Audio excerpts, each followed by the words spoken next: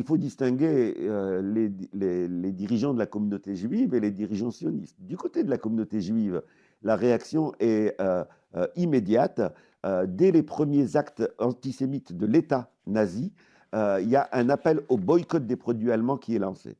Cet appel au boycott commence à avoir des effets extrêmement importants, un peu comme le boycott en Afrique du Sud qui a affaibli l'apartheid et comme l'appel au boycott en Palestine aujourd'hui pour affaiblir l'État d'Israël. Eh bien, ça marche.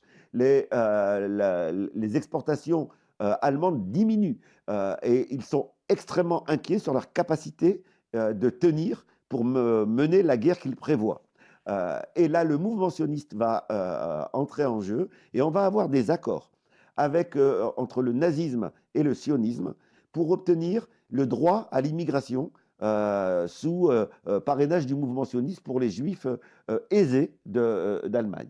Des accords vont être signés. Dans le livre, tout un chapitre est consacré à ces accords entre le mouvement sionisme et le nazi, sous la forme suivante. Autorisation des juifs qui ont un certain capital d'immigrer vers la Palestine. Simplement, leur fortune est bloquée sur un compte et ils ne peuvent le débloquer qu'en achetant des produits allemands.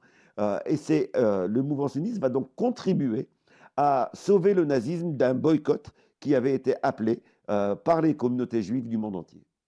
Et quelle était la position de Ben Gurion, qui va devenir le premier ministre d'Israël et qui a joué un rôle très très important dans les années 30 et 40? C'est un peu le leader du sionisme. Quelle était sa position sur cette question d'Hitler? Mais sa position est très simple. C'est une position qui est une position utilitariste. Utiliser, comme d'ailleurs dans toute l'histoire du mouvement sioniste, utiliser toutes les possibilités pour favoriser la création de l'État d'Israël et l'immigration juive en Palestine, quelle que soit la nature, y compris par exemple s'opposer au recueil des orphelins juifs qui fuyaient, qu'on pouvait faire fuir vers l'Angleterre.